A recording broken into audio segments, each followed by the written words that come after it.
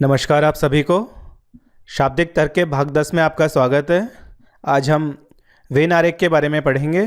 Logical Venn diagram से SSC की परीक्षा में निर्धारित रूप से प्रश्न पूछे जाते हैं। इसके अंतर्गत आपको विभिन्न प्रकार के समूहों को छोटी छोटी आकृतियों चित्रों से दर्शाना होता है। चित्रों के माध्यम से आप इन समूहों में परस्पर संबंध को दर्शाते हो। वेन आरेख के अंतर्गत आपको दो प्रकार के प्रश्न पढ़ने होते हैं। एक तो आरेखों के बीच में संबंध दर्शाना और दूसरा आरेख निरूपण, यानी आपको आरेख दिया जाएगा और उसके आधार पर आपको संबंध बताना होता है। आरेखों के बीच संबंध के लिए आपको तीन प्रमुख बातों का ध्यान रखना है। यदि दो आकृतियां परस्पर आपस में ना छुएं, यदि यह समूह इस समूह से बिल्कुल अलग है तो आकृतियां आपस में नहीं छुएंगी। यदि ये दोनों आकृतियां आपस में कुछ संबंध रखती हैं तो ये इस प्रकार से एक इनका हिस्सा आपस में कॉमन रहेगा। और यदि एक आकृति दूसरी आकृति के अंदर हो तो इस प्रकार जो छोटी आकृति होगी ये बड़े वाले समूह का हिस्सा होगा, ये छोटा समूह बड़े समूह का हिस्सा होगा। तो आपको इन तीन बातों का ध्यान रखना है। इसके आधार पर हम अपने सभी प्रश्न हल करेंगे। सबसे पहले हम देखते हैं, यदि आपको तीन समूह इस प्रकार से अलग अलग दिए जाएं तो ये क्या दर्शाता है कि तीनों समूह आपस में कोई संबंध नहीं रखते हैं। इसका एक उदाहरण देखते हैं। डॉक्टर, इंजीनियर और वकील। ये देखिए, जो डॉक्टर है, जो व्यवसाय है, ये आपस में बिल्कुल अलग हैं। अतः इनको हमको तीन वेन डायग्रामों से दर्शाना होता है।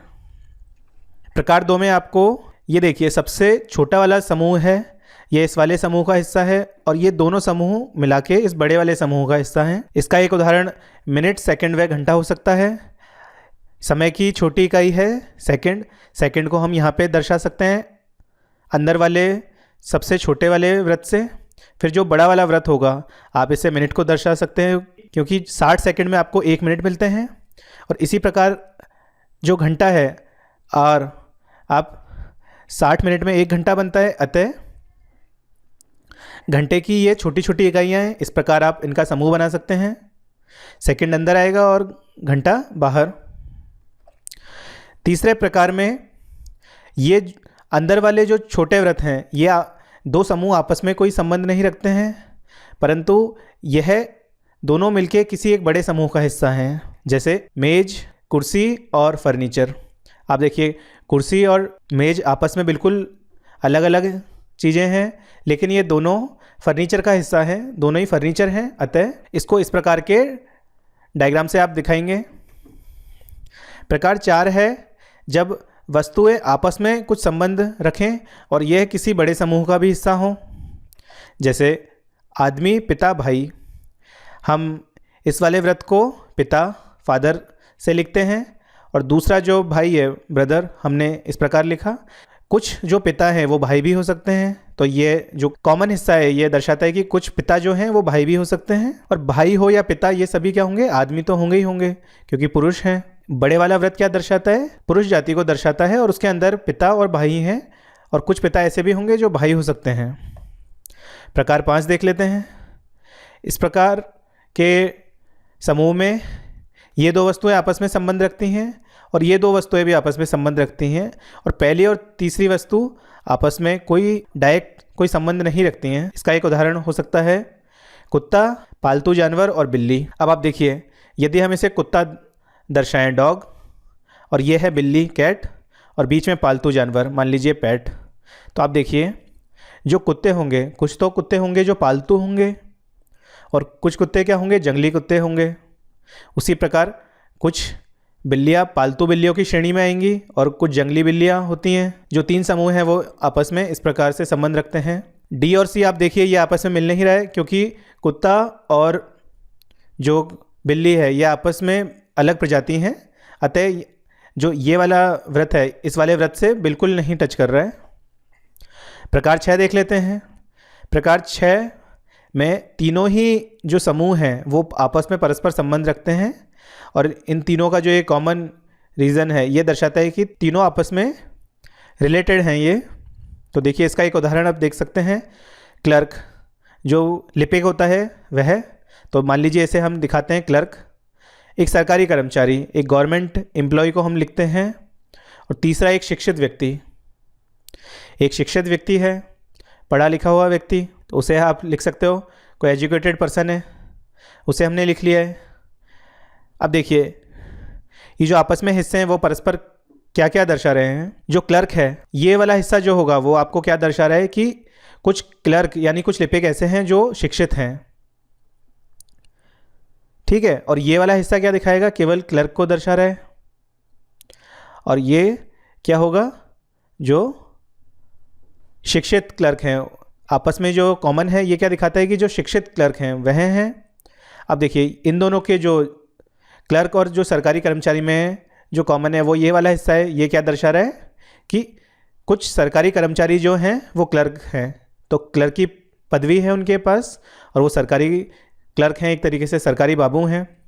और शिक्षित व्यक्ति और सरकारी कर्मचारियों के बीच में संबंध क्या दर्शा रहा है कि कुछ सरकारी कर्मचारी क्या है, शिक्षित भी हैं। परंतु आप इसमें कदापि ये संबंध ना निकालें कि जो कुछ सरकारी कर्मचारी होंगे वो अशिक्षित होंगे। आप इस प्रकार का कोई क्लेम नहीं करेंगे इसमें, ठीक है।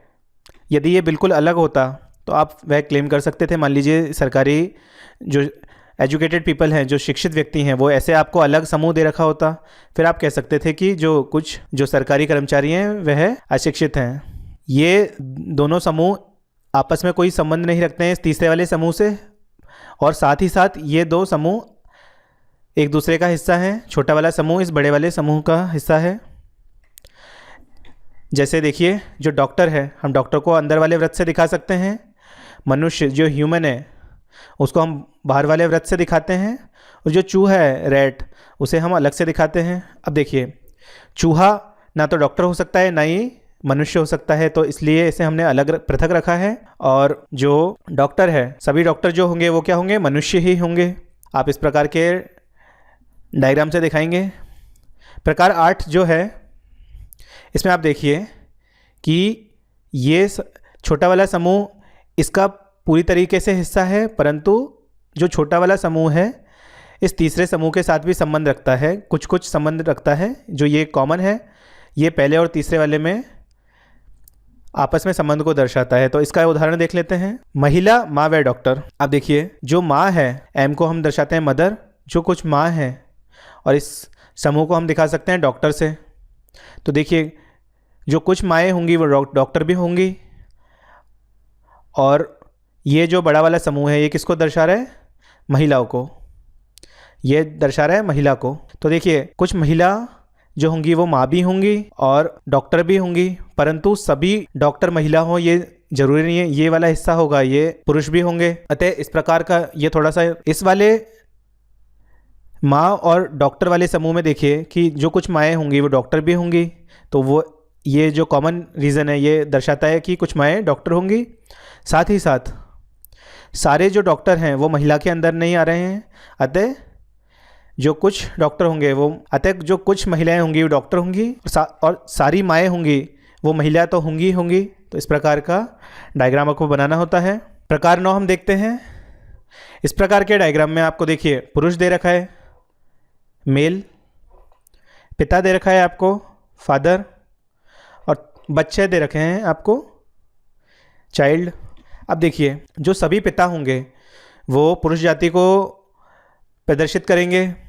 साथ ही साथ कुछ बच्चे जो होंगे वो क्या होंगे, मेल होंगे यानी पुरुष होंगे, और बाकी के जो होंगे वो स्त्रियां होंगी। इस प्रकार का संबंध भी आपको याद रखना है।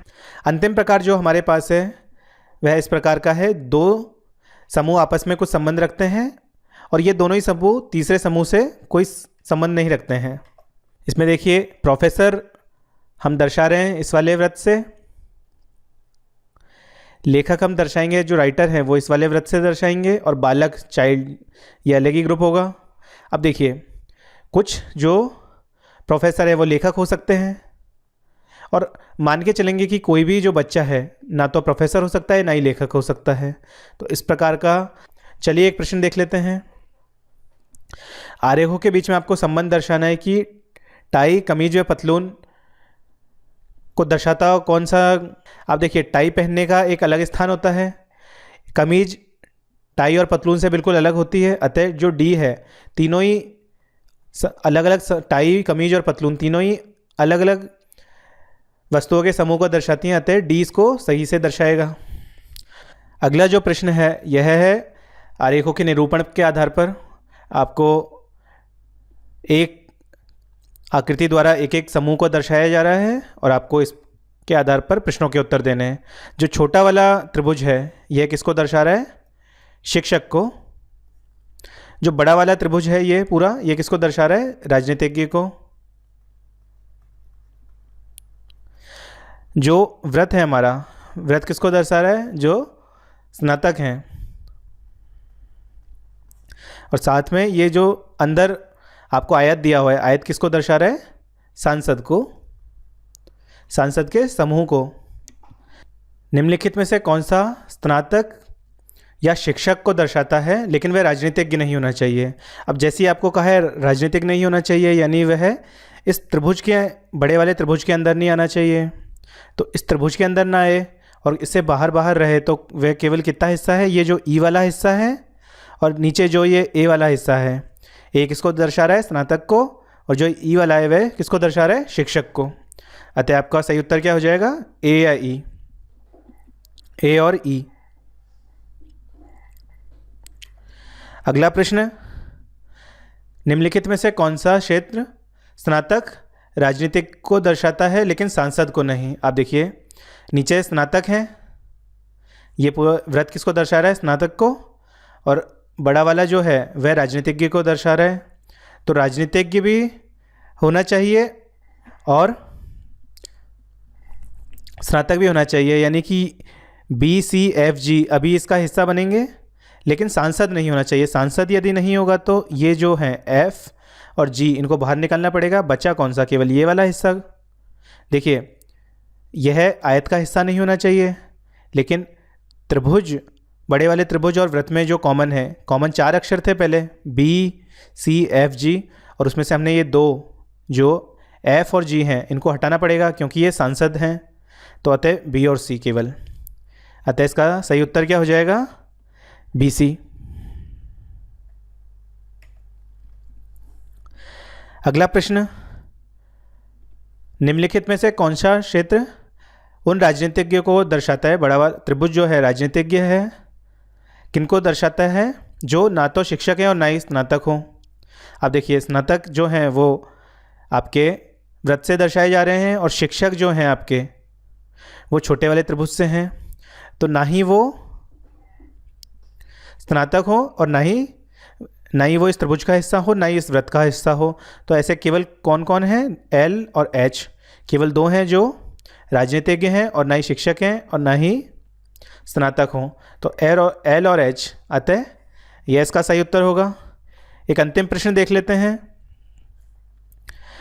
कौन सा उन सांसदों को दर्शाएगा? आपको सांसद पे फोकस करना है। सांसद यानी कि ये जो आपको आयत दिया हुआ है, आयत में कौन कौन से अक्षर आ रहे हैं? F G H. तो एफ जी एच आपको 3 अक्षर मिल रहे हैं इसमें। उन सांसदों को दर्शाएं जो स्नातक हों और शिक्षक भी। तो इनमें से जो कॉमन है, कौन है केवल कॉमन? एफ। तो अतः इसका सही उत्तर क्या हो जाएगा? 2। इस प्रकार आपको प्रश्न हल करने होते हैं।